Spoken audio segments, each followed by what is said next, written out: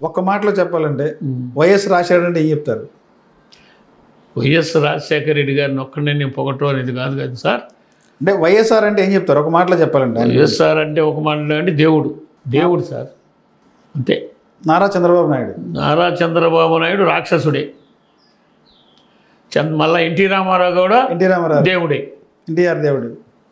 ఎన్టీఆర్ దేవుడే. పేదల కోసం పాటుపడ్డ నాయకుడు ఎన్టీఆర్.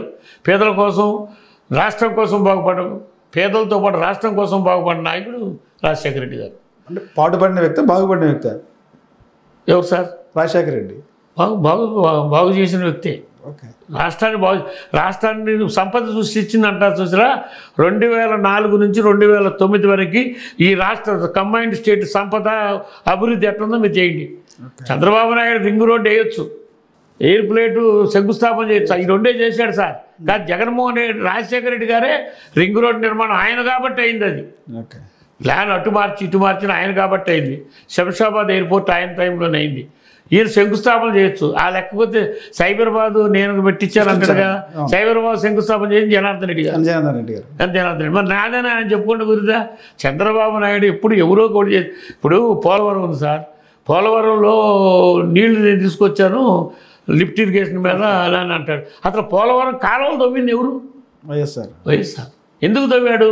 దూరదృష్టితో ఎన్ఎస్పి కాలువలు నాగార్జున సాగర్ డ్యామ్ కట్టిన తర్వాత డ్యాములో నీళ్ళు ఉంటున్నాయి, కాలువలు లేకుండా నీళ్లు ఎవరికి ఇవ్వాలో తెలియదనే ఉద్దేశంతో, అనుభవంతో ముందు డ్యాము పూర్తి అయ్యేటప్పుడు కాలువలు కావాలని ముందు కాలువలు తవ్వించాడు దూరచూపుతో. అది యూజర్ నాయకత్వం అంటే. ఈయన వచ్చిండు మునిపేమో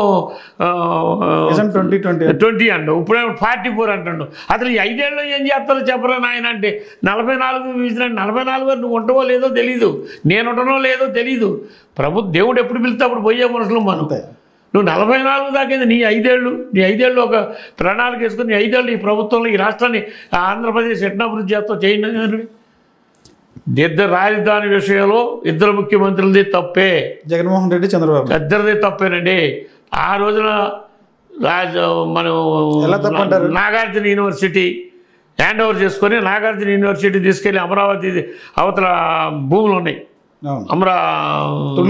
తొల్లూరు ప్రాంతంగా పైన అమరావతి దగ్గర ఉన్నాయి సార్, నేలపాడు అమరావతి దగ్గర ఉన్నాయి. అక్కడ ఈ కాలేజీ అక్కడ పెట్టేసి ఇక్కడ మెయిన్ రోడ్డు మీద కనుక కడితే డెవలపింగ్ రోడ్డు హైవే సరిపోయేది, బిల్డింగ్లు అయిపోయి తీసుకొచ్చి హైకోర్టు ఎయిర్పోర్ట్ ఎదురుగా హైకోర్టు కట్టి, అంటే నేను మేధావిగా చెప్పట్లేదు, నా అభిప్రాయం అండి.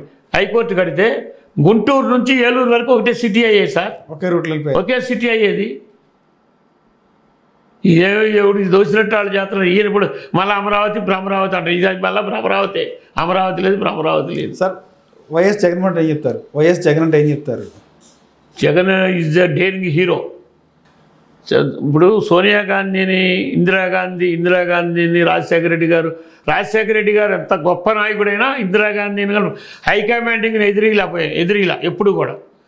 ఈయన ఎప్పుడైతే కాదంటే అప్పుడే ఇందిరాగాంధీని సోనియా గాంధీని ఎదిరించి పాదయాత్ర పెట్టాడు. ఆ వద్దన్నా కూడా చేశాడు. మరి సెంట్రల్ గవర్నమెంట్ అది అప్పుడే ఎదిరించిండు. మోడీ అప్పుడు అంటారు, గవర్నమెంట్ వచ్చాక మోడీతో మాత్రం మీరు ఈ మధ్యన నేను 2 స్క్రోలింగ్లో చూశాను. చంద్రబాబు నాయుడు మోడీని పొగిడింది ఒకటి చూపించాడు. అదే స్టేజ్ ఇంకొక రకంగా మోడీ వచ్చినప్పుడు జగన్మోహన్ రెడ్డి గారు మాట్లాడి చూపించాడు. జగన్మోహన్ రెడ్డి గారి స్పీచ్లో ఏముందంటే, నా రాష్ట్ర ప్రజల కోసం కేంద్ర ప్రభుత్వంతో ఏ విధంగా మెలగాలన్నా నేను సిద్ధంగా ఉంటాను, నా రాష్ట్రానికి హోదా ఇవ్వాలి, నా రాష్ట్రానికి ఇది ఇవ్వాలి, అది ఇవ్వాలి అని మాట్లాడింది. ఆయన ఏం మాట్లాడింది తెలుసా? ఏ మోడీనైతే ఎయిర్పోర్ట్లో దిగనీయని తిట్టిండో అదే మోడీ ప్రపంచ నాయకుడు, దేశ నాయకుడు, ఆయన లేని ఏమీ లేదని పొగిడి రాష్ట్రానికి ఏం కావాలో అడగలా చంద్రబాబు నాయుడు. ఈ మధ్యన ప్యాకేజీ మన రిలీజ్ అయింది కదా కేంద్రం నుంచి. ఈ ప్యాకేజీ ఎప్పుడు 2017లోనే ప్యాకేజీ నిర్ణయించారండి. జగన్ గవర్నమెంట్ అప్పుడే ప్యాకేజీ నిర్ణయించారు. ఈ ప్యాకేజీ మేము తెచ్చామని వీళ్ళు చెప్తున్నారండి. ఇది ఇక వాళ్ళ ప్రచారానికి. ఎందుకంటే సార్ వాళ్ళకి 4 ఛానల్స్ ఉన్నాయి. ఇప్పుడు వాళ్ళకే పట్ల ఈ మధ్యన మీరు విన్నారో లేదో, కూటమి 5 ఏళ్ళ పాటు ఉంటుందంటారా? ఉండొచ్చండి. దానికి 5 ఏళ్ళ జమిలీ ఎన్నికలు వస్తే మధ్యలో పోతారో తెలియదు, కానీ కూటమి ప్రభుత్వం ఏం కూలిపోవడానికి అంత తెలిగే వీళ్ళు ఏదో ఊహిస్తారు ప్రజలు, కానీ వాళ్ళు 5 ఏళ్ళు చేయనియాలి సార్. వాళ్ళు ఏం చేస్తారు, వాళ్ళు ఒక ప్రజలు 5 ఏళ్ళు ఎన్నుకున్నారు సార్. నా ఉద్దేశం అయితే 5 ఏళ్ళు ఆయన చేయనియాలి. ఆ భ్రమరావతి కడతారా, సంపద అదే అమరావతిని భ్రమరావతిగా చేస్తారా, లేదనుకుంటే ఈ రాష్ట్ర సంపదని పెంచుతున్నాడు, ఎట్ట పెంచుతుడు, పోర్టులు ఆయన 4-5 పోర్టులు కట్టాలని రెడీగా ఉంది. మరి అవన్నీ పోర్టు అభివృద్ధి వల్ల మన రాష్ట్రానికి అభివృద్ధి వచ్చింది కదండి. మరి ఆయన ఏం చేస్తారో చూద్దాం. వాళ్ళకి 5 ఏళ్ళు ఇచ్చింది ప్రజలు ఇచ్చారు ఆ మ్యాండేటు. 5 ఏళ్ళు ప్రభుత్వం పడిపోవాలని ఎందుకు కోరుకోవాలి మనం? వాళ్ళు ఉండాలని కోరుకోవాలి, వాళ్ళు ప్రజలకు సేవ చేయాలని కోరుకుందాం, ఈ రాష్ట్రాన్ని అభివృద్ధి చేయమని కోరుకుందాం. సార్ నారా లోకేష్ అంటే ఏం చెప్తారు? నారా లోకేష్ వాళ్ళ నాన్నగారు బ్రాండే తప్ప జగన్మోహన్ రెడ్డి గారు కూడా కొద్దిగా వాళ్ళ నాన్నగారు బ్రాండ్ ఈ మధ్య నాయకుడు అయింది అనుకోండి. అట్లా లోకేష్ గారు పోస్టులో పాపం అంతకుముందు ఓడిపోయినప్పుడు పప్పు గిప్పు అని అరిచారు కదా, దాన్ని కవర్ చేసుకొని కొంచెం నాయకత్వ లక్షణాలు కొంచెం సంపాదించుకున్నాడు. పవన్ కళ్యాణ్ గారు ఆవేశపరుడు సార్. ఏ నిమిషంలో ఏ గంటలో ఏం మాట్లాడుతారో ఆయనకే తెలియదు. ఇప్పుడు సనాతన ధర్మం అంటాడు, రేపు పొద్దున అవతలకు వచ్చి ఇంకోటి ఏదో చెప్తారు. దేనికి కట్టుబడి ఉండే మనిషి అయితే కాదు. నేను ప్రజలు ప్రశ్నిస్తానంటాడు. నువ్వు డిప్యూటీ సీఎం ఇప్పుడు ప్రభుత్వాన్ని ఏం ప్రశ్నిస్తావండి?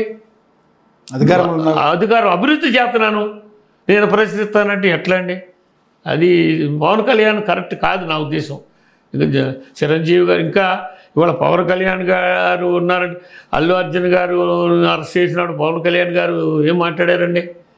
ఒక సినీ డిప్యూటీ సీఎంకి వదిలేయండి సార్, సినీ యాక్టర్ కళాగా అయ్యి సినీ యాక్టర్ హీరో అయినోడు అల్లు అర్జున్ అరెస్ట్ చేసిన తప్పు అని ఖండించాలి కదండి.